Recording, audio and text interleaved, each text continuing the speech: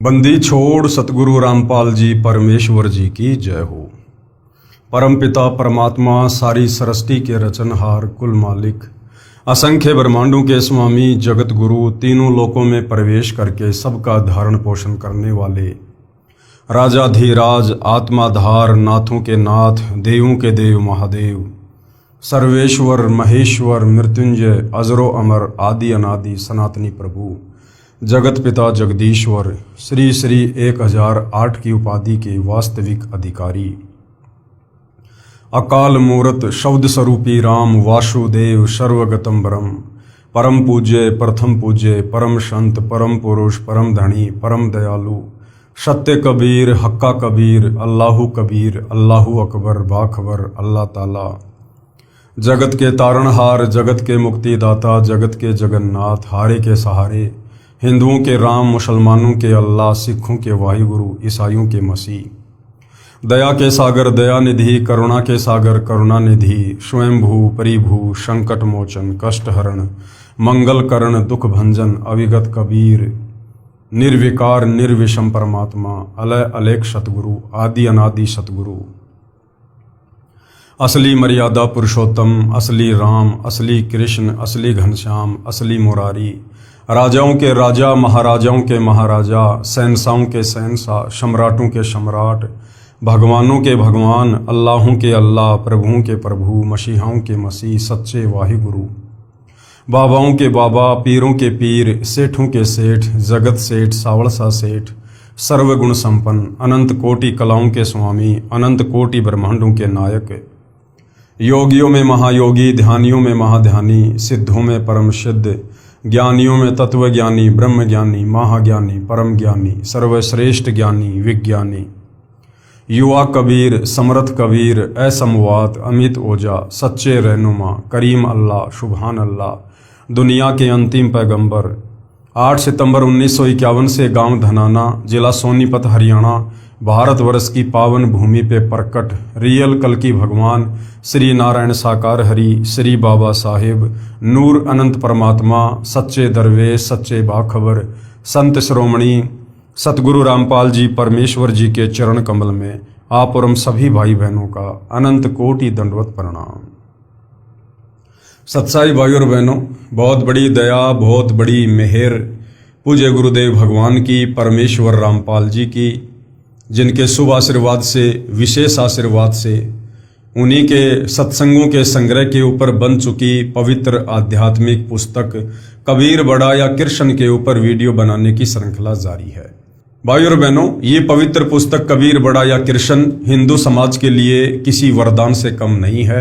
यदि आपने इस पवित्र पुस्तक को धैर्यपूर्वक निष्पक्ष होकर रुचि लेकर पूरा पढ़ लिया या फिर इस पुस्तक पर जो वीडियो बन रहे हैं आपने तमाम वीडियो देख लिए, क्योंकि ये पवित्र पुस्तक हिंदू धर्म के सर्व धर्मशास्त्रों के ज्ञान से परिपूर्ण है। यानी चारों वेदों का सार, पवित्र गीता जी का भी सार और पुराणों का सार सब कुछ इस पवित्र पुस्तक में डाला गया है। जिस पवित्र अमृत ज्ञान को सुनने के लिए हमारी आत्मा युगों युगों से तरस रही थी, आज उस हमारी प्यास को परमेश्वर रामपाल जी ने इस पवित्र पुस्तक को लिखकर या अपने मुख कमल से प्रवचन करके शांत कर दिया है। ये आत्मा आपकी भी शांत होगी यदि आपने उनके प्रवचन धैर्यपूर्वक सुन लिए तो। अध्यात्म को लेकर, भक्ति और भगवान को लेकर, शास्त्र अनुकूल साधना को लेकर, धर्म कर्म को लेकर, धार्मिक अनुष्ठानों को लेकर हमारे मन में जो शंकाएं वर्षों से सदियों से थी, उन तमाम शंकाओं का समाधान इस पवित्र पुस्तक में बखूबी प्रमाण सहित किया गया है। तो वर्तमान में हमारा जो टॉपिक चल रहा है इस पुस्तक पर वो है जनता की अदालत। यानी जनता की अदालत में मामला चल रहा है। मामला क्या है? कबीर बड़ा या कृष्ण। और जनता की अदालत में जज खुद जनता को बनाया गया है, क्योंकि वर्तमान में जनता एजुकेटेड है, शिक्षित है, पढ़ी लिखी है, अपनी आंखों से सारे प्रमाण अपने ही धर्म ग्रंथों में लिखे हुए देखकर जनता भली भांति सच और झूठ का निर्णय कर सकती है। दूसरी तरफ श्री कृष्ण उर्फ विष्णु को पूर्ण परमात्मा बताते हुए तमाम हिंदू धर्मगुरु जनता की अदालत में श्री कृष्ण जी का पक्ष लेकर उनके वकील बनकर खड़े हैं।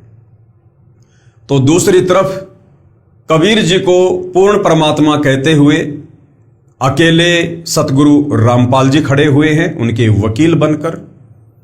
हिंदू धर्मगुरुओं का दावा है कि हमारे चारों वेदों में, पवित्र गीता जी में और पुराणों में श्री कृष्ण और विष्णु को ही पूर्ण परमात्मा बताया गया है और हम तो इन्हीं की भक्ति करते हैं, सदियों से करते आ रहे हैं। इनके अलावा और कोई भगवान शास्त्रों में नहीं है। ये अजरो अमर हैं, अविनाशी हैं, इनके कोई माता पिता नहीं हैं और ये अखिल ब्रह्मांड के स्वामी हैं।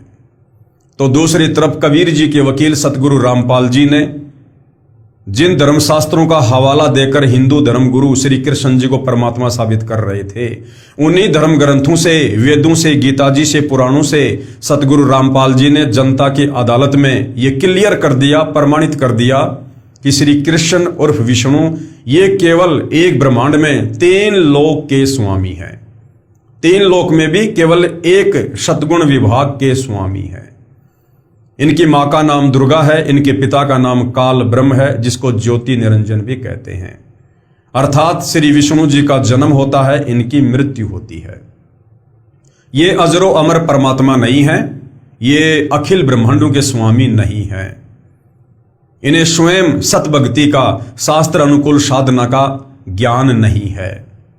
ये स्वयं भी मोक्ष मार्ग से वंचित हैं, फिर भला इनके साधकों का मोक्ष कैसे संभव है। और सतगुरु रामपाल जी ने उन्हीं धर्मशास्त्रों से दिखा दिखाकर कबीर जी को पूर्ण परमात्मा साबित कर दिया। और उसके बाद बहुत सारी लीलाएं जो श्री कृष्ण जी के समय हुई और कबीर जी के समय हुई, उन तमाम लीलाओं को कंपेयर करके भी बताया कि वास्तव में सुप्रीम गॉड कौन है। और जब जनता की अदालत में जनता अपनी आंखों से तमाम सबूत अपने ही धर्म ग्रंथों में देख रही है, उनकी आंखें फटी की फटी रह जा रही है। और अध्यात्म को और अच्छे से जानने के लिए सतगुरु रामपाल जी से सवाल कर रहे हैं और सतगुरु रामपाल जी जनता की अदालत में जनता के प्रत्येक सवाल का प्रेम पूर्वक प्रमाणित जवाब दे रहे हैं। और इसी प्रश्नोत्तरी में धर्मदास जी का प्रकरण चल रहा है। धर्मदास जी बांधवगढ़ के रहने वाले थे, मथुरा में गए हुए थे, विष्णु जी के पुजारी थे। वहां पूर्ण परमात्मा कबीर देव एक जिंदा बाबा के रूप में मिले। धर्मदास जी को गीता जी के ज्ञान से परिचित करवाया, क्योंकि धर्मदास जी विष्णु जी को अपना इष्ट मानते थे और उसी अज्ञान में रंगे हुए थे। तो धर्मदास जी भी अध्यात्म को जानने के लिए जिंदा बाबा के रूप में कबीर परमेश्वर जी से तरह तरह के सवाल करते हैं और परमेश्वर उनका जवाब देते हैं। और जहां धर्मदास बीच बीच में काल का वकील बनकर परमात्मा से वाद विवाद करता है, तो परमेश्वर जिंदा रूप में अंतर्ध्यान हो जाते हैं। और इस प्रकार 2 बार परमात्मा धर्मदास जी की आंखों के सामने से अंतर्ध्यान हुए और धर्मदास उसके बाद में डगमग सा हो जाता है, विचलित हो जाता है, रोने लगता है कि मैंने तो उनके साथ में व्यर्थ में वाद विवाद कर दिया। वो तो वास्तव में ही अल्लाह की जात थे, वो तो कोई फरिश्ते थे जो बता रहे थे, बिल्कुल सत्य बता रहे थे। तो दूसरी बार परमात्मा धर्मदास जी के सामने से अंतर्ध्यान हुए और उसके बाद फिर कब मिले, क्या ज्ञान दिया, ये आज के प्रकरण में हम देखेंगे। जिंदा बाबा का दूसरी बार अंतर्ध्यान होना। जिंदा बाबा के रूप में कौन है? खुद कबीर परमात्मा, परम अक्षर ब्रह्म। धर्मदास जी ने कहा, हे जिंदा, आप ये क्या कह रहे हो कि श्री विष्णु जी तीनों लोकों में केवल एक विभाग के मंत्री हैं, केवल शतोगुण विभाग के मंत्री हैं, अखिल ब्रह्मांड के स्वामी नहीं हैं। आप गलत कह रहे हो। श्री विष्णु जी तो अखिल ब्रह्मांड के स्वामी हैं। ये ही श्री ब्रह्मा रूप में उत्पत्ति करते हैं, विष्णु रूप होकर संसार का पालन करते हैं तथा शिव रूप होकर संहार करते हैं। और यही चौंध भाई और बहनों पूरे हिंदू समाज को वर्तमान में भी लगी हुई है। हमारे नादान धर्म गुरुओं को तत्व ज्ञान के अभाव में आज भी लगी हुई है, उन्हें आज भी मोतियाबिंद है। हमारे शंकराचार्यों का भी यही मानना है तत्व ज्ञान के अभाव से कि श्री विष्णु जी ब्रह्मा रूप में आकर सृष्टि की उत्पत्ति करते हैं, विष्णु रूप में आकर पालन पोषण करते हैं और शंकर रूप में संहार करते हैं। इन्हें भी वास्तव में अध्यात्म के विषय में नहीं पता है। तथा शिव रूप होकर संहार करते हैं। ये तो कुल के मालिक हैं, यानी सारी सृष्टि के मालिक हैं श्री विष्णु जी। यदि फिर से आपने श्री विष्णु जी को अपमानित किया तो ठीक बात नहीं रहेगी। धर्मदास जी परमात्मा से नाराज हो गए अपने इष्ट के विषय में उल्टी सीधी बातें सुन के। हालांकि उल्टी सीधी बातें धर्मदास जी को लग रही थी, लेकिन परमात्मा तो सीधी सीधी कह रहे थे। परमेश्वर कबीर जी ने कहा, मूर्ख के समझावते ज्ञान गाठ का जाए, और कोयला होत न उजला भावे सोमन साबुन लाए। इतना कहकर परमेश्वर जिंदा रूपधारी अंतर्ध्यान हो गए। दूसरी बार परमेश्वर को खोने के पश्चात धर्मदास बहुत उदास हो गए। भगवान विष्णु में इतनी अटूट आस्था थी कि आंखों प्रमाण देखकर भी झूठ को त्यागने को तैयार नहीं थे। कबीर जान बूझ सांची तजे, करे झूठ से ने, ताकि संगत हे प्रभु शौपन में भी ना दे। लेकिन ये परमात्मा दयालु है।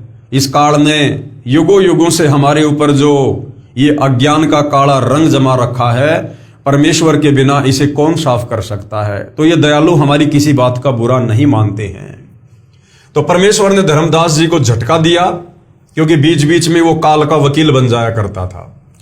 कुछ देर के पश्चात धर्मदास की बुद्धि से काल का साया हटा और अपनी गलती पर विचार किया कि सब प्रमाण गीता से ही प्रत्यक्ष किए गए थे। धर्मदास जी सोचने लगे कि जिंदा बाबा सारे के सारे प्रमाण हम हिंदुओं की गीता जी को दिखा दिखा कर बता रहे थे, अध्याय बता रहे थे, श्लोक बता रहे थे, और मैं ही व्यर्थ में अपनी अल्प बुद्धि के चलते उनके साथ में वाद विवाद कर रहा था। महात्मा जी अपनी जगह बिल्कुल सही थे। जिंदा बाबा ने अपनी ओर से तो कुछ भी नहीं कहा। मैं कितना अभागा हूं कि मैंने अपने हठी व्यवहार से देव स्वरूप तत्वदर्शी संत को खो दिया। अब तो वे देव नहीं मिलेंगे, मेरा जीवन व्यर्थ हो जाएगा। ये विचार करके धर्मदास सिहर उठा, यानी अंदर से कांप गया, अर्थात भय से कांपने लगा। खाना भी कम खाने लगा, उदास रहने लगा, तथा मन मन में अर्जी लगाने लगा कि हे देव, हे जिंदा बाबा, एक बार दर्शन दे दो। भविष्य में ऐसी गलती कभी नहीं करूंगा। मैं आपसे करबद्ध प्रार्थना करता हूं, मुझ मूर्ख की ओछी मंदी बातों पर ध्यान ना दो। मुझे फिर मिलो गोसाई, आपका ज्ञान सत्य, आप सत्य, आप जी का एक एक वचन अमृत है। कृपया दर्शन दो, नहीं तो अधिक दिन मेरा जीवन नहीं रहेगा। इस प्रकार की हृदय से प्रार्थना आत्मा से रो रो कर आदरणीय धर्मदास जी करने लगे। तीसरे दिन परमेश्वर कबीर जी एक दरिया के किनारे वृक्ष के नीचे बैठे थे। आसपास कुछ आवारा गायें भी उसी वृक्ष के नीचे बैठी जुगाली कर रही थी। कुछ दरिया के किनारे घास चर रही थी। धर्मदास की दृष्टि दरिया के किनारे पीतांबर पहने बैठे संत पर पड़ी। अब तीसरी बार परमात्मा जब धर्मदास के सामने आते हैं तो एक हिंदू साधु का रूप बनाकर आते हैं। देखा आसपास गायें चर रही हैं, ऐसा लगा जैसे साक्षात भगवान कृष्ण अपने लोक से आकर बैठे हों। और भाई वास्तव में यदि सृष्टि में कोई असली कृष्ण है तो सतगुरु रामपाल जी हैं, ये कबीर भगवान ही है। सारे खेल यही परमात्मा खेलता है। श्री कृष्ण जी भी इस कबीर परमात्मा की ही आत्मा है। जब उस आत्मा को कभी कोई आपत्ति आती है, जैसे कंस को मारना था, केसी को मारना था, चाणोर को मारना था, तो कबीर परमात्मा ही श्री कृष्ण रूप में सारे कार्य किए। त्रेता युग में रावण को मारना था तो राम रूप में इस कबीर भगवान ने ही उसका संहार किया था। धर्मदास उत्सुकता से संत के पास गया तथा देखा यह तो कोई सामान्य संत है। फिर भी सोचा चरण स्पर्श करके फिर आगे बढ़ूंगा। धर्मदास जी ने जब चरणों का स्पर्श किया, मस्तक चरणों पर रखा तो ऐसा लगा कि जैसे रूई को छुआ हो। फिर चरणों को हाथों से दबा दबा कर देखा तो उनमें कहीं भी हड्डी नहीं थी। ऊपर चेहरे की ओर देखा तो वही जिंदा उसी पहले वाली वेशभूषा में बैठा था। जैसे ही धर्मदास ने परमात्मा के चरणों को छुआ, दबा दबा कर देखने लगा कि भाई ये क्या अचरज है, हड्डी तो है ही नहीं, ये तो रुई की तरह बिल्कुल कोमल है, मुलायम है। और जैसे धर्मदास ने ऊपर देखा चेहरे की तरफ, तो परमात्मा ने फिर से वही जिंदा वाला रूप बना लिया।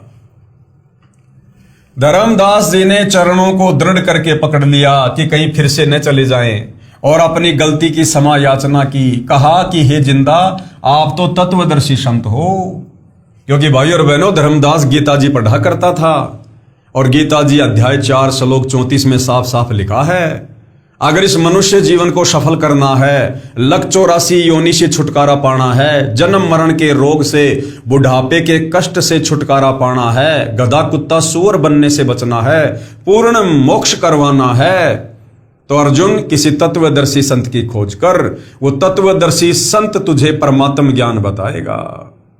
तो धर्मदास ने कहा कि आप तो तत्वदर्शी संत हो, मैं एक भ्रमित जिज्ञासु हूं। जब तक मेरी शंकाओं का समाधान नहीं होगा, तब तक मेरा अज्ञान नाश कैसे होगा। आप तो महाकृपालु हैं, मुझ किंकर पर दया करो, मेरा अज्ञान हटाओ प्रभु। धर्मदास ने फिर आगे परमात्मा जी से सवाल किया। सवाल धर्मदास जी का, हे जिंदा, यदि श्री विष्णु जी पूर्ण परमात्मा नहीं हैं, तो कौन है पूर्ण परमात्मा? कृपया मुझे गीता जी से प्रमाणित करके बताओ। अब परमेश्वर ने उत्तर दिया। कृपया पढ़े प्रश्न नंबर 15 का उत्तर, जो जिंदा रूपधारी परमेश्वर ने धर्मदास को सुनाया। प्रश्न नंबर 35, धर्मदास जी ने पूछा कि क्या श्री विष्णु जी और शंकर जी की पूजा करनी चाहिए? उत्तर दिया जिंदा बाबा का, नहीं करनी चाहिए। फिर धर्मदास जी ने सवाल किया, कृपया मुझे गीता जी से प्रमाणित करके बताओ। तो परमेश्वर ने बताया, कृपया पढ़ें प्रश्न नंबर 17 का उत्तर। यानी पहले भाई और बहनों, इस पवित्र पुस्तक में हम इन तमाम बातों के ऊपर विवेचन कर चुके हैं। तो आप जी यदि लगातार वीडियो देख रहे हैं, तो आप जी ने सारे जो जवाब हैं वो जान लिए होंगे, इसलिए परमात्मा जी आगे बढ़ रहे हैं। धर्मदास को प्रभु ने सुनाया गीता शास्त्र से प्रत्यक्ष प्रमाण देखकर धर्मदास की आंखें खुली की खुली रह गई, जैसे किसी को सदमा लग गया हो। झूठ कह नहीं सकता, स्वीकार करने के लिए अभिव्यक्त लगेगा। जिंदा रूपधारी परमेश्वर ने धर्मदास को संबोधित करते हुए कहा कि हे वैष्णव महात्मा, कौन सी दुनिया में चले गए, लौट आओ। मानो धर्मदास नींद से जागा हो।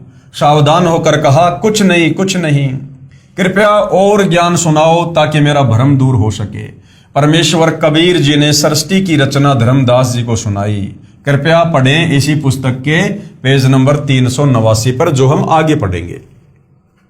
सृष्टि रचना सुनकर धर्मदास जी को ऐसा लगा मानो पागल हो जाऊंगा, क्योंकि जो ज्ञान आज तक हिंदू धर्मगुरुओं, ऋषियों, महर्षियों, संतों से सुना था, वह निराधार तथा अप्रमाणित लग रहा था। जिंदा बाबा हिंदू सदग्रंथों से ही प्रमाणित कर रहे थे, शंका को कोई स्थान नहीं था। मन मन में सोच रहा था कि कहीं मैं पागल तो नहीं हो जाऊंगा। प्रश्न नंबर 37, धर्मदास ने फिर सवाल किया, हे जिंदा, क्या हिंदू धर्म के गुरुओं तथा ऋषियों को शास्त्रों का ज्ञान नहीं है? तो परमात्मा जी ने कहा, क्या यह बताने की भी आवश्यकता शेष है कि धर्मदास, तुझे मैंने इतना ज्ञान समझा दिया, सृष्टि रचना बता दी, गीता जी के अध्याय और श्लोक बता दिए, क्या अभी भी तुझे ये बात बताने की आवश्यकता है कि हिंदू धर्म गुरुओं को, आचार्य शंकराचार्यों को, या दुनिया के किसी भी धर्म के किसी भी धर्म गुरु को शास्त्र अनुकूल साधना का ज्ञान है या नहीं है? धर्मदास जी की अन्य संतों से ज्ञान चर्चा, क्योंकि धर्मदास अपने मन का वहम पूरी तरह से निकालना चाहता था। अभी वो पूरा विश्वास जिंदा बाबा के रूप में कबीर परमात्मा पर नहीं कर पा रहा था। उसने सोचा कि हमारे हिंदू धर्म में इतने बड़े बड़े मठाधीश, जिनकी लंबी लंबी जटा, दाढ़ी, पीतांबर पहने हुए, हजारों लाखों जिनके शिष्य, बड़े बड़े मठ, आश्रम, क्या उनके पास भी ज्ञान नहीं है? तो धर्मदास अपनी मन की शंकाओं को शांत करने के लिए उन बड़े बड़े संतों के पास जाता है। प्रश्न नंबर 38, धर्मदास जी का। धर्मदास जी ने मन में विचार किया कि ये कैसे हो सकता है कि हिंदू धर्म के किसी संत गुरु महर्षि को सत्य आध्यात्मिक ज्ञान नहीं। ये कहकर धर्मदास जी के मन में आया कि किसी महामंडलेश्वर से ज्ञान सुनना चाहिए। एक रमते फकीर के पास क्या मिलेगा, यानी जिंदा बाबा के पास क्या मिलेगा, ये तो ऐसे घूमता फिरता रहता है, मुझे तो बड़े बड़े मंडलेश्वरों के पास जाना चाहिए। ये बात मन में सोच ही रहा था कि परमेश्वर जिंदा जी ने धर्मदास जी के मन का दोष जानकर कहा कि आप अपने महामंडलेश्वरों से ज्ञान प्राप्त कर लो। ये कहकर परमेश्वर तीसरी बार अंतर्ध्यान हो गए। धर्मदास की मन की बात कहकर परमात्मा जी अंतर्ध्यान हो गए। अब धर्मदास ने देखा, भाई तेरे मन की बात जान ली, जो तू सोच रहा था वही बोल दिया, और उसी समय परमात्मा अंतर्ध्यान हो गए। धर्मदास तो व्याकुल हो गया, परेशान हो गया कि अब की बार तो ये भगवान मुझे बिल्कुल भी नहीं मिलेगा। ये कहकर परमेश्वर तीसरी बार अंतर्ध्यान हो गए। धर्मदास जी ठगे से रह गए और अपने मन के दोष को जिंदा महात्मा के मुख कमल से सुनकर बहुत शर्मसार हुए। जब प्रभु अंतर्ध्यान हो गए तो बहुत व्याकुल हो गया, परंतु धर्मदास जी को आशा थी कि हमारे महामंडलेश्वरों के पास तत्व ज्ञान अवश्य मिलेगा। यदि जिंदा बाबा मुसलमान के ज्ञान को तत्व ज्ञान मानकर साधना स्वीकार करना, तो ऐसा लग रहा है जैसे धर्म परिवर्तन करना हो, क्योंकि जिंदा बाबा रूप में परमात्मा उसे मुसलमान दिखाई दे रहे थे। अब धर्मदास महामंडलेश्वरों के पास जाता है। अब परमेश्वर ने उसको इस स्थिति में लाकर क्यों छोड़ा, परमात्मा ने क्यों उसको ढीला छोड़ दिया कि जाने दो इसको महामंडलेश्वरों के पास? क्योंकि पहले परमात्मा जी ने गीता जी से धर्मदास जी को उन तमाम श्लोकों से परिचित करवा दिया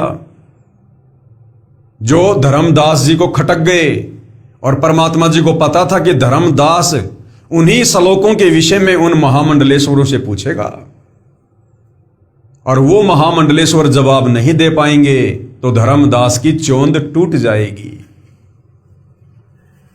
यह समाज में निंदा का कारण बनेगा कि यदि मैंने मुसलमान से नाम ले लिया, गुरु बना लिया, तो समाज में मेरी निंदा होगी।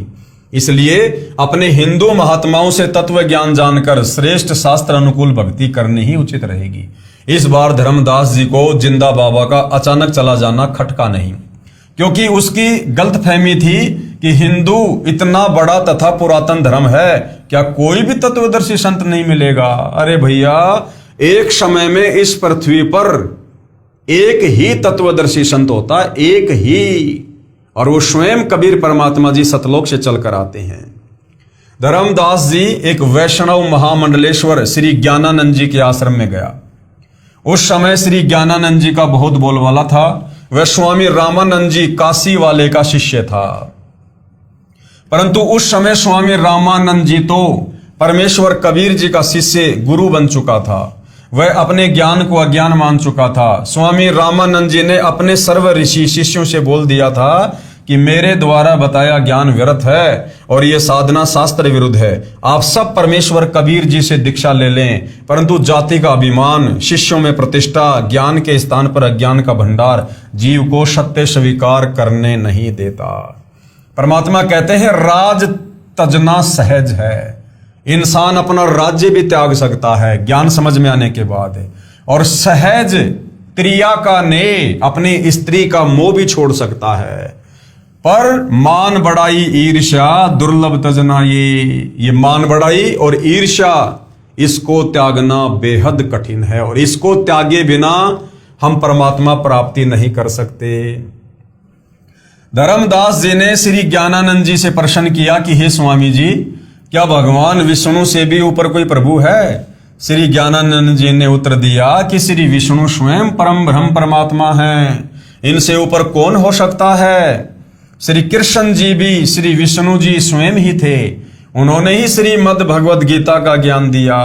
आपको किसने भ्रमित कर दिया? धर्मदास जी ने पूछा कि गीता अध्याय 8 श्लोक 1 में अर्जुन ने पूछा कि तत्व ब्रह्म क्या है, तो गीता अध्याय 8 श्लोक 3 में भगवान ने यानी गीता ज्ञानदाता ने कहा कि वह परम अक्षर ब्रह्म है।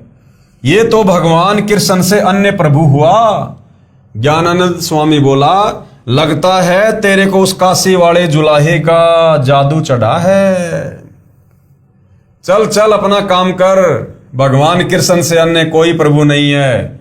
धर्मदास जी को पता चल गया कि इसके पास वो ज्ञान नहीं है जो जिंदा बाबा ने परमाणु सहित बताया। धर्मदास निराश होकर वहां से चल दिया। धर्मदास जी को यह नहीं पता था कि काशी वाला जुलाहा व बाबा जिंदा ही है। अब धर्मदास को यह नहीं पता था कि जो जिंदा बाबा उसको मिला था वो काशी वाला कबीर ही था।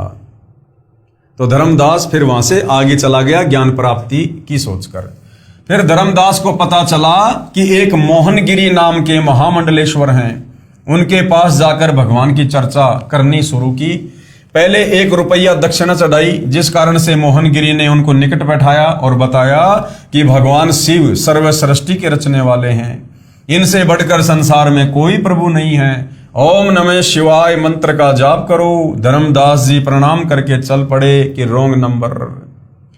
सोचा इनका कितना अच्छा नाम है, ज्ञान दे ले 1 पैसे का नहीं है। नाम तो मोहनगिरी और ज्ञान 1 दे लेगा नहीं। धर्मदास जी से किसी ने बताया कि एक बहुत बड़ा तपस्वी है, कई वर्षों से खड़ा तप कर रहा है। धर्मदास जी वहां गए। वह नाथ पंथ से जुड़ा था, भगवान शिव को समर्थ परमात्मा बताता था। तप करके हठ योग से परमात्मा की प्राप्ति मान रहा था।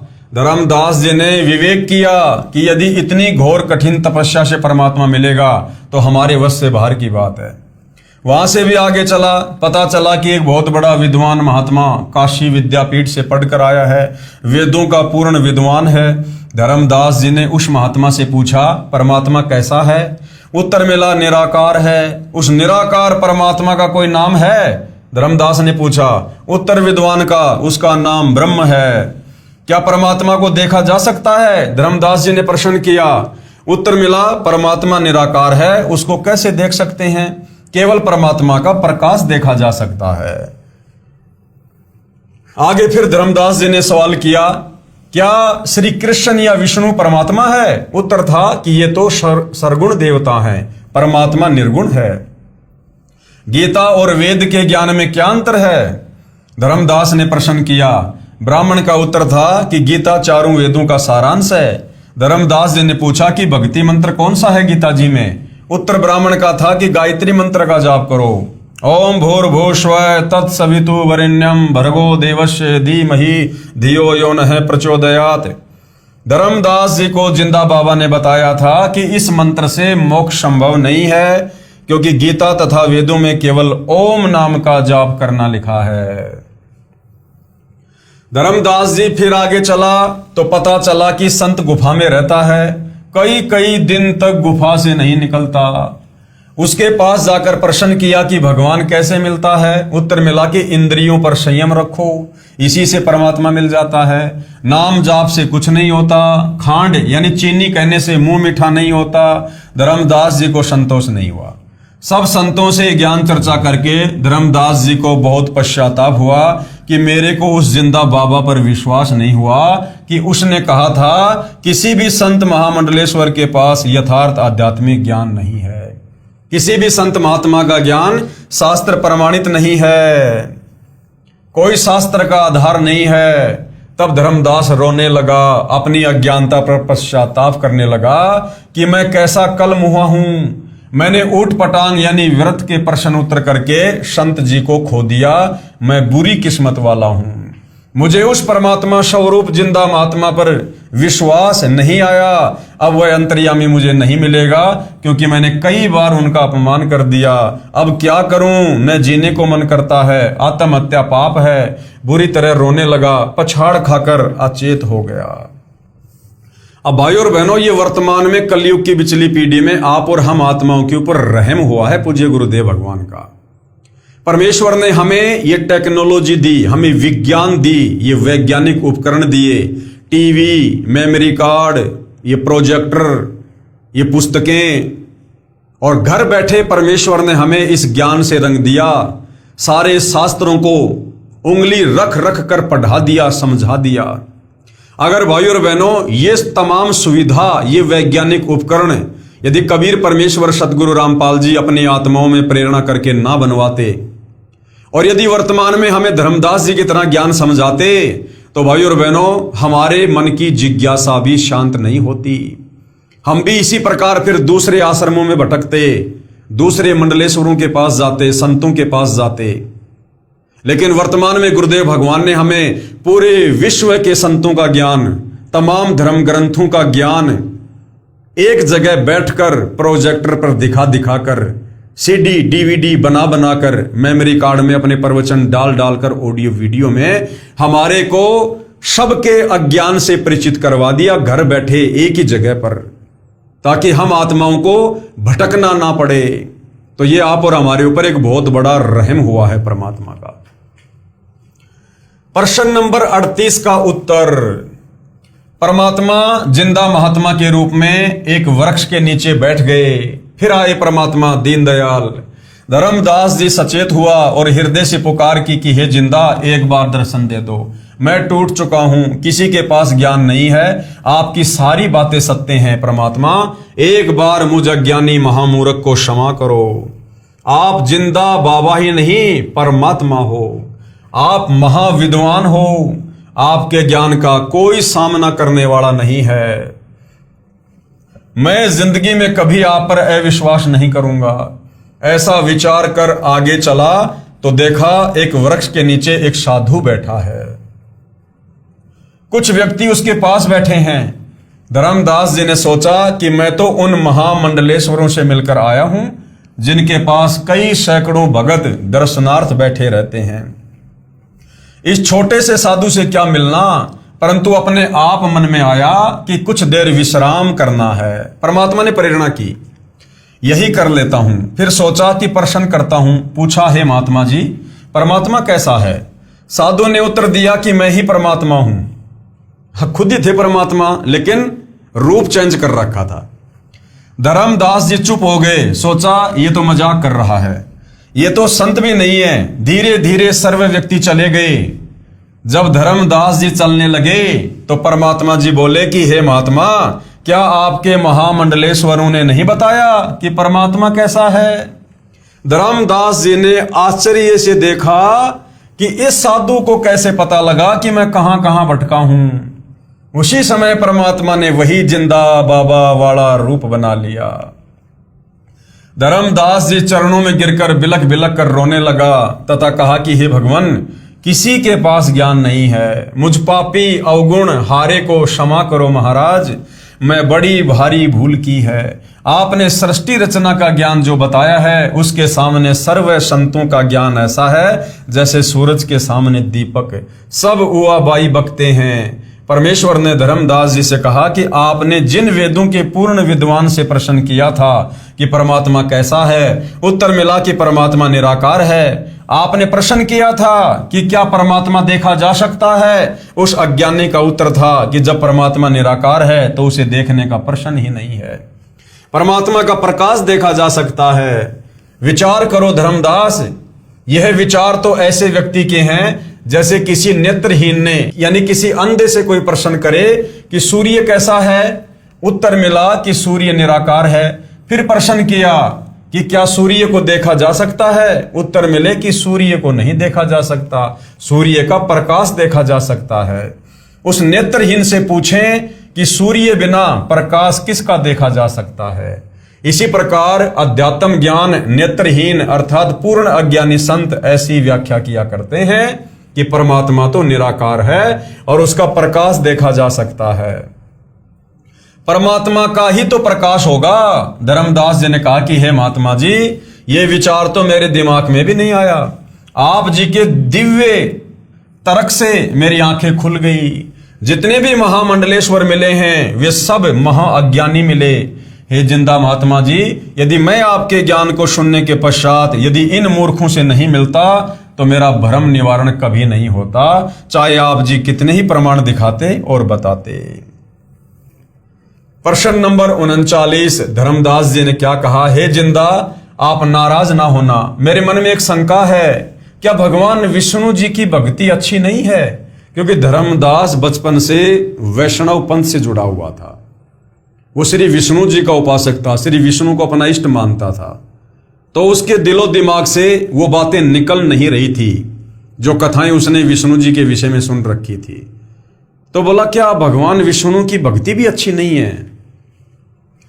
उत्तर जिंदा महात्मा जी का, हे धर्मदास, श्रीमद् भगवद गीता अध्याय 2 श्लोक 46 में प्रमाण है कि गीता ज्ञानदाता ने कहा, हे अर्जुन, बहुत बड़े जलाशय यानी झील की प्राप्ति के पश्चात छोटे जलाशय में व्यक्ति का जितना प्रयोजन रह जाता है, इसी प्रकार पूर्ण ज्ञान और पूर्ण परमात्मा की भक्ति विधि व होने वाले लाभ का ज्ञान होने के पश्चात अन्य ज्ञानों तथा छोटे भगवानों में उतनी ही आस्था रह जाती है जितनी बड़े जलाशय की प्राप्ति के पश्चात छोटे जलाशय में रह जाती है। छोटे जलाशय का जल अच्छा है परंतु पर्याप्त नहीं है। यदि एक वर्ष वर्षा ना हो तो छोटे जलाशय का जल सूख जाता है तथा उस पर आश्रित व्यक्ति भी जल के अभाव से कष्ट उठाते हैं। त्राही त्राही मच जाती है, परंतु बड़े जलाशय यानी झील का जल यदि 10 वर्ष भी वर्षा ना हो तो भी समाप्त नहीं होता। जिस व्यक्ति को वह बड़ा जलाशय मिल जाएगा तो वह तुरंत छोटे जलाशय यानी जोहड़ यानी तालाब को छोड़कर बड़े जलाशय के किनारे जा बसेगा।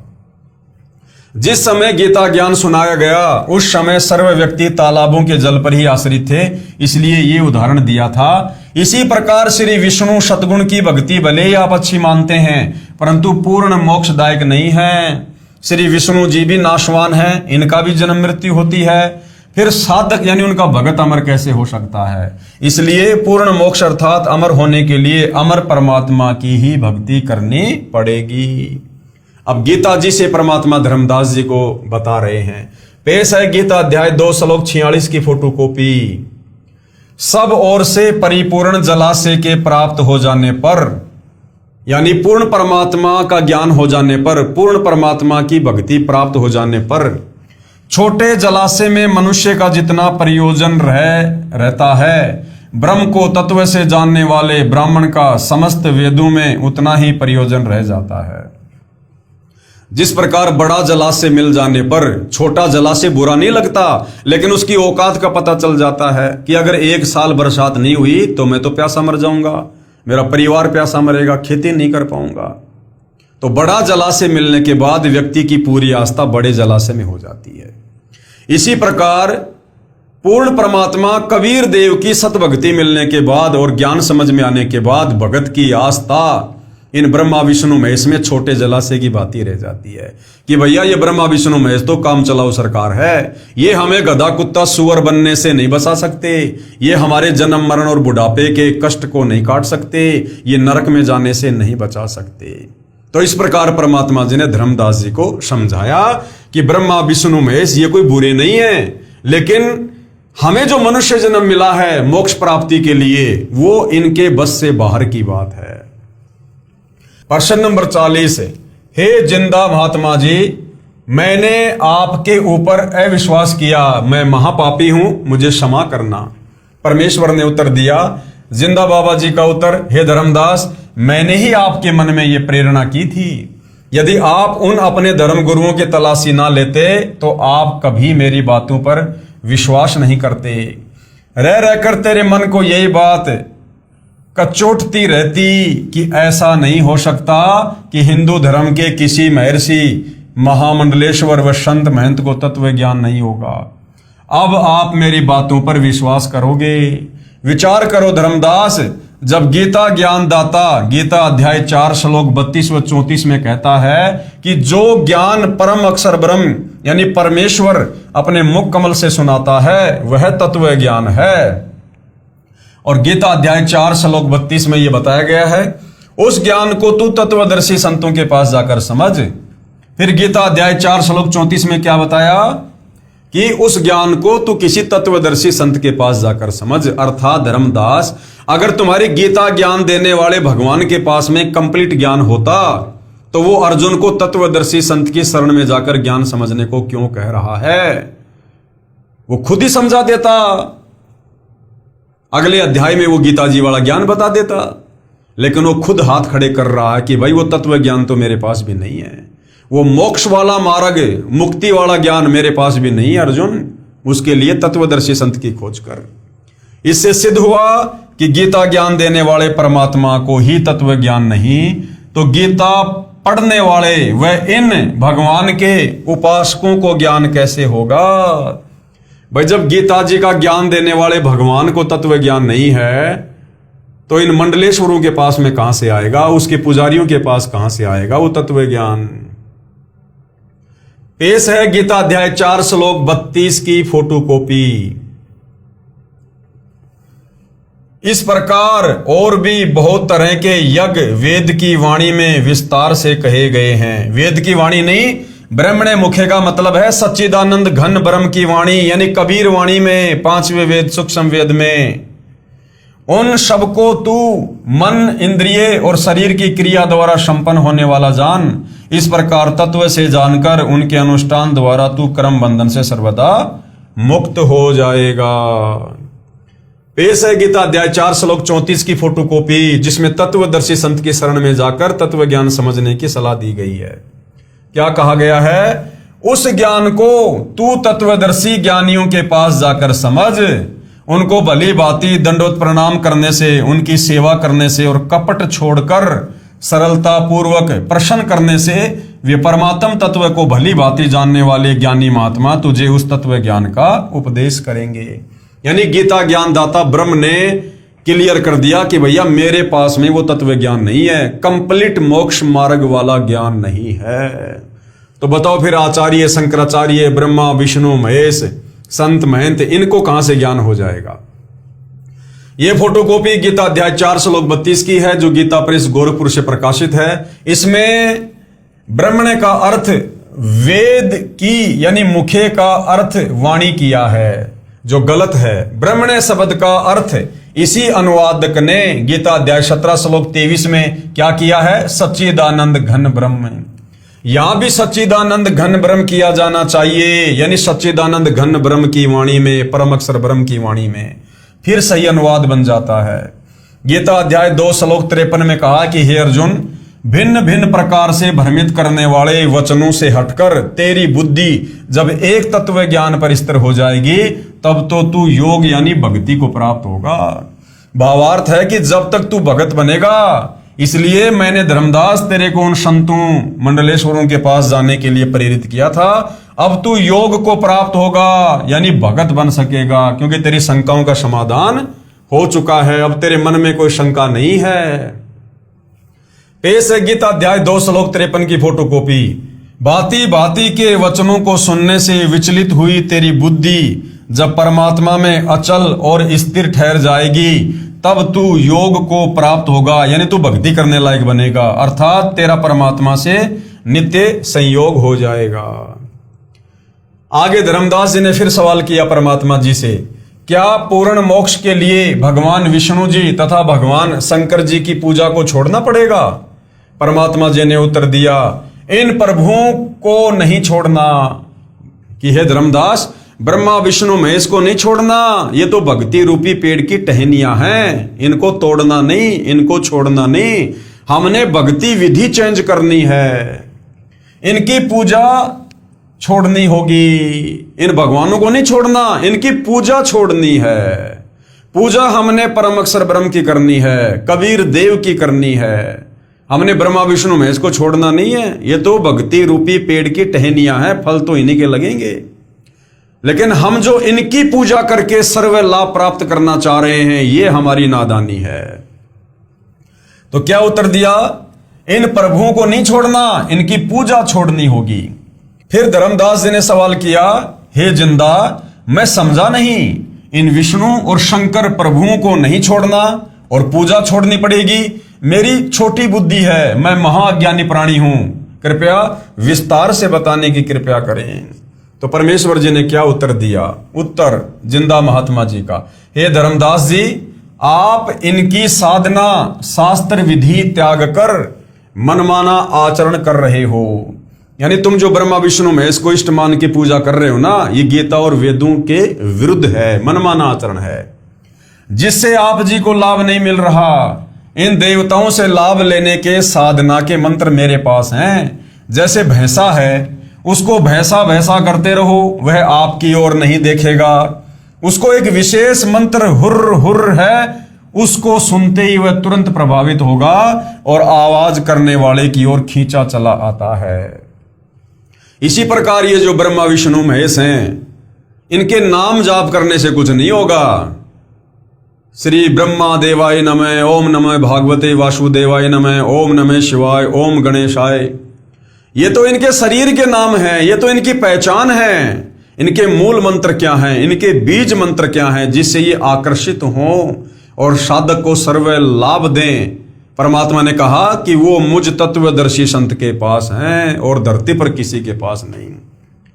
इसी प्रकार इन सर्व आदरणीय देवताओं के निज मंत्र हैं, यानी मूल मंत्र हैं, जिनसे वे पूर्ण लाभ तथा तुरंत लाभ देते हैं। प्रिय पाठकों, वही मंत्र मेरे पास यानी सतगुरु रामपाल जी के पास हैं। वर्तमान में इस धरती पर वो मंत्र, इन देवी देवताओं के मूल मंत्र, बीज मंत्र, जिससे साधक सर्व लाभ प्राप्त करेगा, वो केवल धरती पर सतगुरु रामपाल जी के पास हैं। क्योंकि सतगुरु रामपाल जी वर्तमान में गीता अध्याय 4 श्लोक 34 के अनुसार एकमात्र तत्वदर्शी संत हैं, जो परमेश्वर जी ने गुरु जी के माध्यम से मुझे दिए। आओ और प्राप्त करो। जैसा कि आपको बताया था, प्रश्न नंबर 33 के उत्तर में वर्णन किया था कि ये संसार एक वृक्ष जानो, ये संसार एक उल्टा लटका हुआ पीपल का वृक्ष जानो, परम अक्षर ब्रह्म इसकी जड़े जानो, यानी कबीर परमात्मा इसकी जड़ हैं, और अक्षर पुरुष जो है वो तना जानो, और क्षर पुरुष यानी काल मोटी डार तथा तीनों देवता रजगुण ब्रह्मा जी, सतगुण विष्णु जी तथा तमगुण शिव जी, इस संसार रूपी वृक्ष की शाखाएं जानो, और पात रूप संसार। यदि आप कहीं से आम का पौधा लेकर आए हो तो गड्ढा खोदकर उसकी जड़ों को उस गड्ढे में मिट्टी में दबाओगे और जड़ों की सिंचाई करोगे, तब वह आम का पेड़ बनेगा और उस वृक्ष की शाखाओं को फल लगेंगे। इसलिए वृक्ष की शाखाओं को तोड़ा नहीं जा सकता। ये ब्रह्मा विष्णु महेश तो भक्ति रूपी वृक्ष की शाखाएं हैं, परंतु इनको जड़ के स्थान पर गड्ढे में मिट्टी में दबाकर इनकी सिंचाई नहीं की जाती। परंतु ब्रह्मा विष्णु महेश भक्ति रूपी पेड़ की शाखाओं की पूजा नहीं की जाती। पूजा हम पेड़ की जड़ की करेंगे, परम अक्षर ब्रह्म की करेंगे, कबीर देव की करेंगे, फिर ये ब्रह्मा विष्णु महेश रूपी शाखाओं को फल लगेंगे। ठीक इसी प्रकार संसार रूपी वृक्ष की जड़ अर्थात परम अक्षर ब्रह्म को इष्ट रूप में मानकर पूजा करने से शास्त्र अनुकूल साधना होती है, जो परम लाभ देने वाली होती है। इस प्रकार किए गए भक्ति कर्मों का फल यही तीनों देवता संसार वृक्ष की शाखाएं ही कर्म अनुसार प्रदान करते हैं। इसलिए इनकी पूजा छोड़नी है, लेकिन इनको छोड़ा तोड़ा नहीं जा सकता। यही प्रमाण श्रीमद् भगवद गीता अध्याय 3 श्लोक 8 से 15 तक में भी है, और कहा है कि हे अर्जुन, तू शास्त्र विहित कर्म कर, यानी जैसी भक्ति शास्त्रों में बताई है उस अनुसार कर, अर्थात शास्त्रों में जैसे भक्ति करने को कहा है वैसा भक्ति कार्य कर। यदि घर त्याग कर जंगलों में चला गया, अर्थात तू कर्म सन्यासी हो गया, या एक स्थान पर बैठकर हठ पूर्वक साधना करने लगेगा, तो तेरा शरीर पोषण का निर्वाह भी नहीं होगा। इसलिए कर्म न करने की अपेक्षा कर्म करते करते भक्ति कर्म करना श्रेष्ठ है। गीता अध्याय 3 श्लोक 8 का निष्कर्ष है, देखिएगा अपनी आंखों से। पेश है गीता अध्याय 3 श्लोक 8 की फोटोकॉपी। तू शास्त्र विहित कर्तव्य कर्म कर, यानी जो भक्ति साधना शास्त्रों में बताई है वेद और गीता में वो कर, क्योंकि कर्म न करने की अपेक्षा कर्म करना श्रेष्ठ है, तथा कर्म ना करने से तेरा शरीर निर्वाह भी नहीं सिद्ध होगा। यानी काम भी कर और अपनी भक्ति भी कर। अगर तू एक जगह बैठ गया काम धंधा छोड़ के, तो फिर तेरा शरीर कैसे चलेगा, तेरा पेट कैसे भरेगा, तू भक्ति भी सफल नहीं कर पाएगा। इसलिए काम भी कर और भक्ति भी कर, लेकिन भक्ति कर शास्त्रों के अनुसार तत्वदर्शी संत को गुरु बनाकर। जो साधक यानी भगत शास्त्र विधि त्याग कर मनमाना आचरण करते हैं, अर्थात शास्त्र अनुकूल भक्ति कर्मों के अतिरिक्त दूसरे कर्मों में लगा हुआ मनुष्य समुदाय कर्मों के बंधन में बंधकर जन्म मरण के चक्कर में सदा रहता है। इसलिए हे कुंती पुत्र अर्जुन, शास्त्र विरुद्ध भक्ति कर्म जो कर रहा है उससे आसक्ति रहित होकर शास्त्र अनुकूल भक्ति कर्म कर। गीता अध्याय 3 श्लोक 9 में पेश है गीता अध्याय 3 श्लोक 9 की फोटोकॉपी। यज्ञ के निमित्त किए जाने वाले कर्मों के अतिरिक्त दूसरे कर्मों में लगा हुआ ही यह मनुष्य समुदाय कर्मों से बंधता है। इसलिए हे अर्जुन, तू आसक्ति से रहित होकर उस यज्ञ के निमित्त ही भली भांति कर्तव्य कर्म कर। यानी जो भक्ति कर्म करने की सलाह परमात्मा देते हैं, हमारे शास्त्र देते हैं, वही भक्ति कर्म कर। इसके अलावा यदि तू मनमाना आचरण करेगा तो तू कर्मों के बंधन में बंधेगा, काल के जाल में जकड़ा रह जाएगा। संसार की रचना करके प्रजापति कुल के मालिक ने सर्वप्रथम मनुष्यों की रचना करके साथ साथ यज्ञों अर्थात धार्मिक अनुष्ठानों की जानकारी का ज्ञान देते हुए इनसे कहा था कि तुम लोग इस तरह बताए शास्त्र अनुकूल कर्मों द्वारा वृद्धि को प्राप्त हो। इस प्रकार शास्त्र अनुकूल की गई भक्ति तुम लोगों को इच्छित भोग प्राप्त कराने वाली हो। गीता अध्याय 3 श्लोक 10। ये देखिएगा, प्रजापति ब्रह्मा ने कल्प के आदि में यज्ञ सहित प्रजाओं को रचकर उनसे कहा कि तुम लोग इस यज्ञ के द्वारा वृद्धि को प्राप्त हो और ये यज्ञ तुम लोगों को इच्छित भोग प्रदान करने वाला हो। इस प्रकार शास्त्र अनुकूल भक्ति द्वारा अर्थात संसार रूपी वृक्ष की जड़ों यानी मूल अर्थात परम अक्षर ब्रह्म की सिंचाई अर्थात पूजा करके देवताओं अर्थात संसार रूपी वृक्ष की तीनों गुण रूपी शाखाओं रजगुण ब्रह्मा, सतगुण विष्णु तथा तमगुण शिव जी को उन्नत करो। ये देवता संसार वृक्ष की शाखा तीनों देवता आपको कर्मानुसार फल देकर उन्नत करेंगे। इस प्रकार एक दूसरे से उन्नत करके परम कल्याण अर्थात पूर्ण मोक्ष को प्राप्त हो जाओ। गीता अध्याय 3 श्लोक 11। इस यज्ञ के द्वारा देवताओं को उन्नत करो। कौन सा यज्ञ? शास्त्र अनुकूल साधना करके, परम अक्षर ब्रह्म कबीर देव की पूजा करके वे देवता तुम लोगों को उन्नत करें। यानी जब हम कबीर परमेश्वर की यानी भक्ति रूपी पौधे की जड़ों की पूजा करेंगे तो जड़ों से खुराक जाएगी तने में, तने से डार में, डार से शाखाओं में। शाखा कौन है? ब्रह्मा विष्णु महेश। और ब्रह्मा विष्णु महेश से फिर साधक को तमाम लाभ मिलेंगे। तो शास्त्र अनुकूल साधना करने से ये देवी देवता भी प्रसन्न और साधक भी प्रसन्न। इस प्रकार निस्वार्थ भाव से एक दूसरे को उन्नत करते हुए तुम लोग परम कल्याण को प्राप्त हो जाओ। शास्त्र विधि अनुसार किए गए भक्ति कर्मों अर्थात यज्ञों द्वारा बढ़ाए हुए देवता अर्थात संसार रूपी वृक्ष की जड़ अर्थात मूल मालिक परम अक्षर ब्रह्म को इष्ट रूप में प्रतिष्ठित करके भक्ति कर्म से बढ़ी हुई शाखाएं तीनों देवता तुम लोगों को बिना मांगे ही कर्मानुसार इच्छित भोग निश्चय ही देते रहेंगे। यानी जब हम पूर्ण परमेश्वर कबीर साहिब की तत्वदर्शी संत की शरण में आकर शास्त्र अनुकूल साधना करेंगे, धर्म कर्म करेंगे तो हमारे शुभ संस्कार बनेंगे, भक्ति कर्म बनेंगे, शुभ कर्म बनेंगे। वो कबीर परमेश्वर जी के पास जाएंगे। उन संस्कारों के बदले परमात्मा हमें जो लाभ देगा वो किस विधि से देगा? परमात्मा वो हमारे शुभ संस्कार, उनके बदले जो लाभ हमें मिलना है, जो फायदा हमें होना है, वो जो है अक्षर पुरुष के पास भेजेगा। अक्षर पुरुष से वो काल ब्रह्म के पास आएंगे और काल ब्रह्म से ब्रह्मा विष्णु महेश रूपी तीनों शाखाओं के पास आएंगे और यही ब्रह्मा विष्णु महेश फिर हमारे को नियम अनुसार यथावत लाभ देंगे। जैसे आम के पौधे की जड़ की सिंचाई करने से पेड़ बनकर शाखाएं उन्नत हो गई, फिर उन शाखाओं को अपने आप फल लगेंगे, जड़ जड़कर गिरेंगे। व्यक्ति को जो कर्मानुसार धन प्राप्त होता है वह उपरोक्त विधि से होता है। यदि कोई व्यक्ति उन देवताओं शाखाओं द्वारा दिए धन में से पुण्य दान पुण्य नहीं करता अर्थात जो पुण्य शास्त्र अनुकूल साधना नहीं करता, केवल अपना ही पेट भरता है, स्वयं ही भोगता रहता है, वह तो परमात्मा का चोर है। गीता अध्याय 3 श्लोक 12। ये देखिएगा, यज्ञ के द्वारा यानी शास्त्र अनुकूल साधना के द्वारा बढ़ाए हुए देवता तुम लोगों को बिना मांगे ही इच्छित भोग निश्चय ही देते रहेंगे। यानी आम के पेड़ की जड़ की पूजा करेंगे, पूजा का मतलब सिंचाई करेंगे, देखभाल करेंगे, खाद डालेंगे तो ऑटोमेटिक पेड़ बनेगा और फिर शाखाओं को आम लगेंगे ही लगेंगे, ना चाहते हुए भी लगेंगे। इसी प्रकार उन देवताओं के द्वारा दिए हुए भोगों को जो पुरुष इनको बिना दिए स्वयं भोगता है वह चोर ही है। शास्त्र अनुकूल भक्ति की विधि में सर्वप्रथम परमात्मा को भोग लगाया जाता है। क्या कहा जाता है? शास्त्र अनुकूल भक्ति की विधि में यानी जो भक्ति साधना हम भगत भाई बहन वर्तमान में तत्वदर्शी सतगुरु रामपाल जी से उपदेश प्राप्त करके कर रहे हैं, इस भक्ति साधना में सर्वप्रथम पूर्ण परमात्मा को भोग लगाया जाता है। सर्वप्रथम परमात्मा को भोग लगाया जाता है।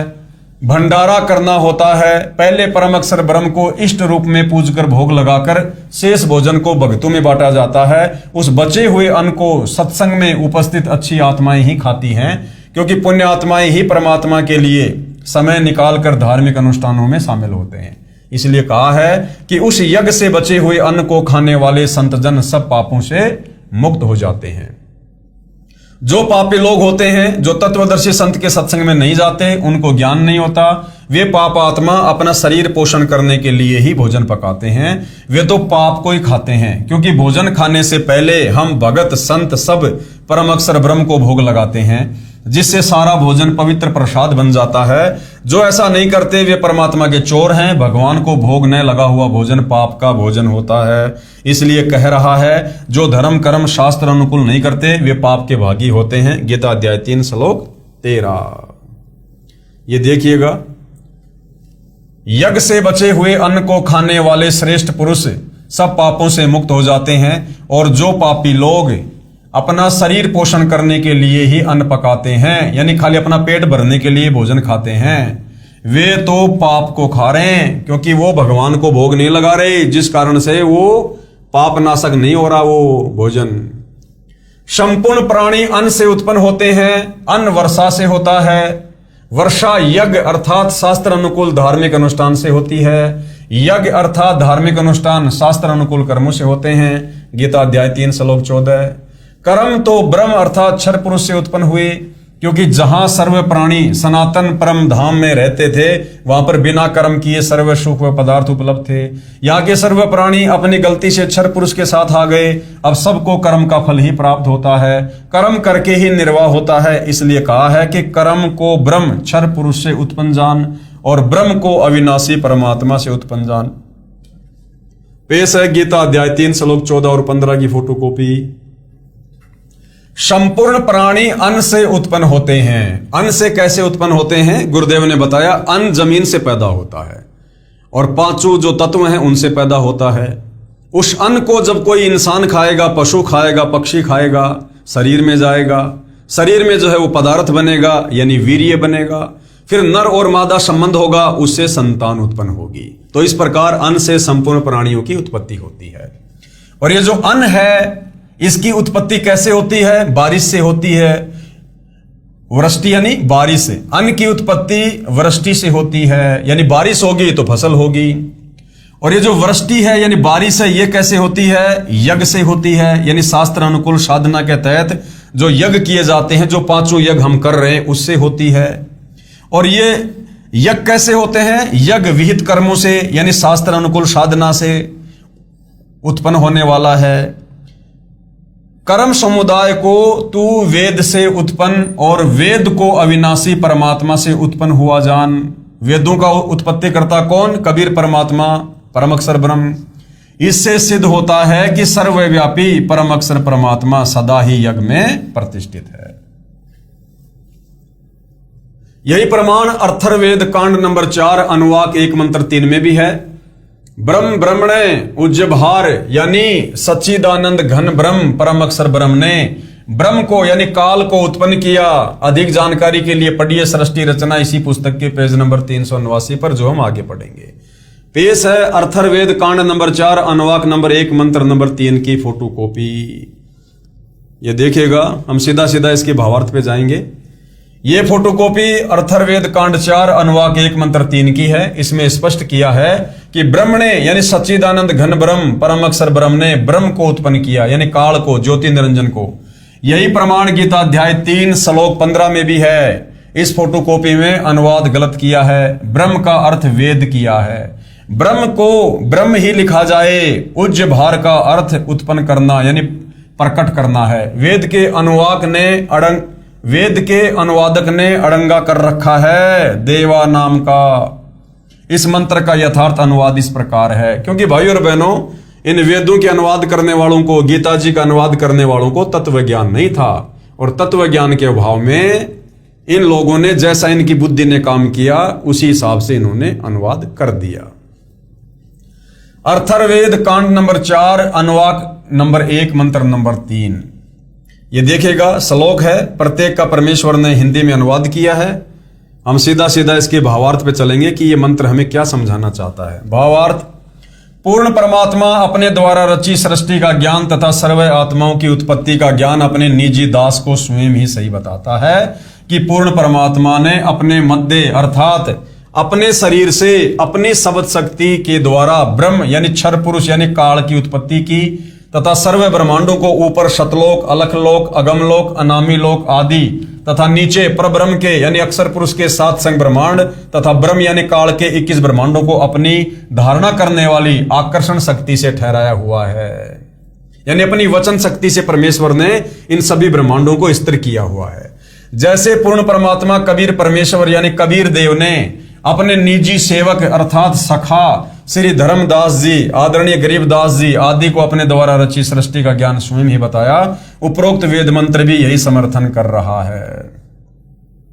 तो वर्तमान में भाई और बहनों, आप और हम धर्मदास जी वाली भूमिका में हैं, जो परमेश्वर ने इस 8.5 अरब की जनसंख्या में से हम आत्माओं को ये विशेष ज्ञान बताया है। हम परमेश्वर के निजी सेवक हैं, हम सब उस परमपिता परमेश्वर के सखा हैं, उसके निजी भगत हैं, जो इस 8.5 अरब की जनसंख्या में ये बात आप और हमें समझ में आई है।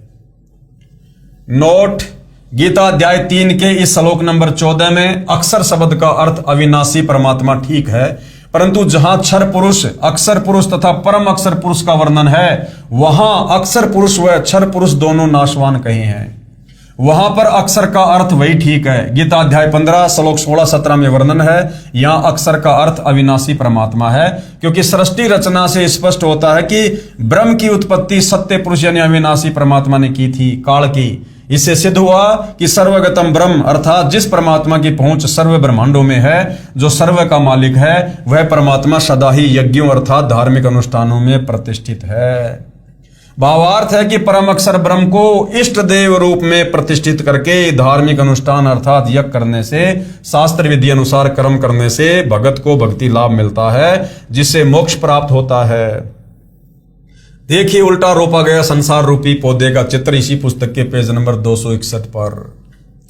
देखिए ये चित्र पेज नंबर 261 पर, इसमें पौधे की शाखाओं को गड्ढे में जमीन में लगाकर दिखाया गया है कि जो तीनों देवों रजगुण ब्रह्मा, सदगुण विष्णु तथा तमगुण शिव में से किसी की भी पूजा करता है, वो शास्त्र विधि त्याग कर मन आचरण कर रहा है। यदि आम के पौधे की टहनियों को हम यदि उस गमले में लगाएंगे और पानी डालेंगे, वो आम कभी भी हमें फल नहीं देगा, कभी भी पेड़ नहीं बनेगा।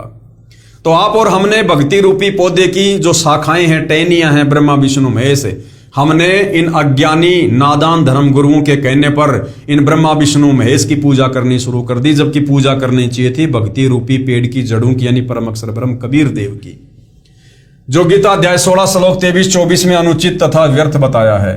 जिसने सर्वगतम ब्रह्म अर्थात परम अक्षर ब्रह्म की पूजा नहीं की, उसको इष्ट रूप में नहीं पूजा, जिस कारण से उस साधक की साधना व्यर्थ है।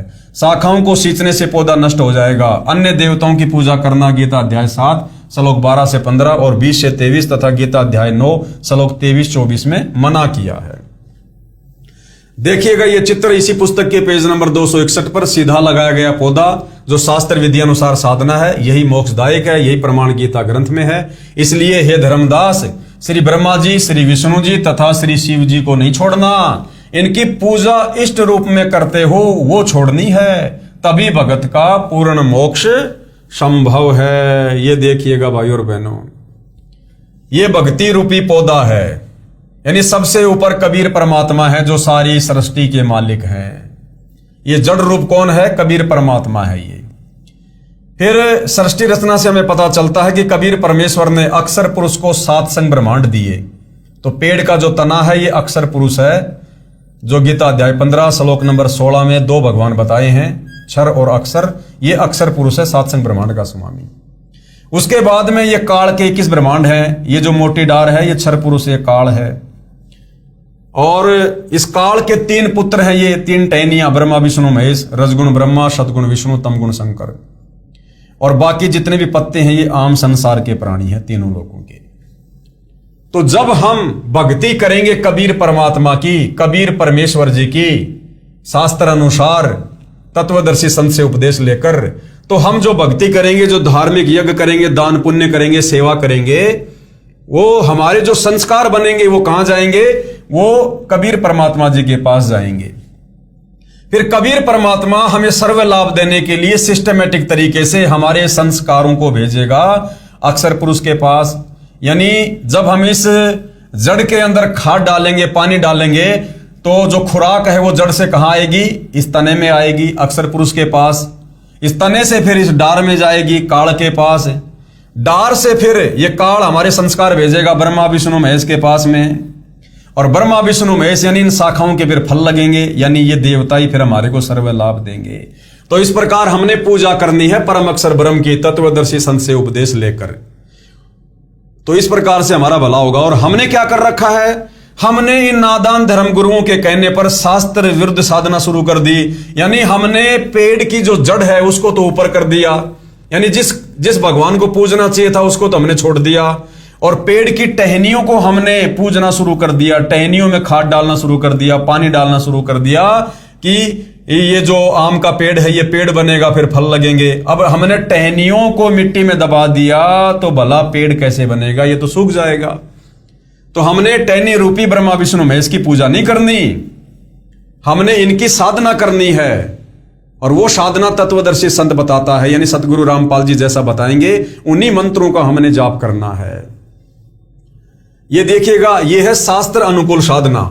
यानी पेड़, ये जो पेड़ है, पेड़ की जो जड़ है, जड़ को हमने कहां लगाया? गमले में लगाया, मिट्टी में दबाया। यानी हमने पूजा शुरू कर दी परम अक्षर ब्रह्म की, कबीर देव की, तत्वदर्शी संत से उपदेश लेकर। तो भक्ति करने से हमारे जो शुभ संस्कार बनेंगे वो कहां जाएंगे? पर इसके अक्षर पुरुष के पास जाएंगे। अक्षर पुरुष से ये जो डार है ज्योति निरंजन काल ब्रह्म, यहां आएंगे। काल ब्रह्म से फिर ब्रह्मा विष्णु महेश के पास जाएंगे, और ब्रह्मा विष्णु महेश फिर हमारे को सर्व लाभ देंगे। यदि हम तत्वदर्शी संत से उपदेश लेकर और कबीर परमेश्वर जी की भक्ति करेंगे, भक्ति रूपी पेड़ की जड़ को सींचेंगे, तो टहनियों के अपने आप जो है फल लगेंगे। प्रश्न नंबर 43। आगे धर्मदास ने फिर परमात्मा जी से सवाल किया, और परमात्मा जी क्या जवाब दे रहे हैं, इस विषय पर भाई और बहनों हम अगले टॉपिक पर चर्चा करेंगे। क्योंकि ये तत्व ज्ञान है, शास्त्र अनुकूल साधना की जानकारी है। आज से पहले हमने केवल अज्ञान सुना हुआ है। हम जिन भी गुरुओं के पास गए, जिन भी विद्वानों के पास बैठे, उन्होंने हमें शास्त्र विरुद्ध साधना का ही ज्ञान दिया, हमसे केवल मनमाना आचरण ही करवाया। तो हमारी रगों में वो अज्ञान जो है रमा हुआ है। अब उस रमे हुए अज्ञान को निकालने के लिए हमने धीरे धीरे तत्व ज्ञान का रैग मार्ग मारना पड़ेगा। तो उसके लिए भाई और बहनों हम धीरे धीरे अध्यात्म में आगे बढ़ेंगे। तो पूज्य गुरुदेव भगवान के आशीर्वाद से आज की सात संगति में ज्ञान चर्चा में केवल इतना ही। फिर परमेश्वर दया करेंगे, कल हम नेक्स्ट लेवल पर आगे बढ़ेंगे, यानी आगे हम चर्चा करेंगे। तब तक पूज्य गुरुदेव भगवान हम सबको आज्ञा दे, हम सबको आशीर्वाद दे। परमेश्वर पल पल अपनी नजर हम सब के ऊपर बनाए रखे। बंदी छोड़ सतगुरु रामपाल जी परमेश्वर जी की जय हो।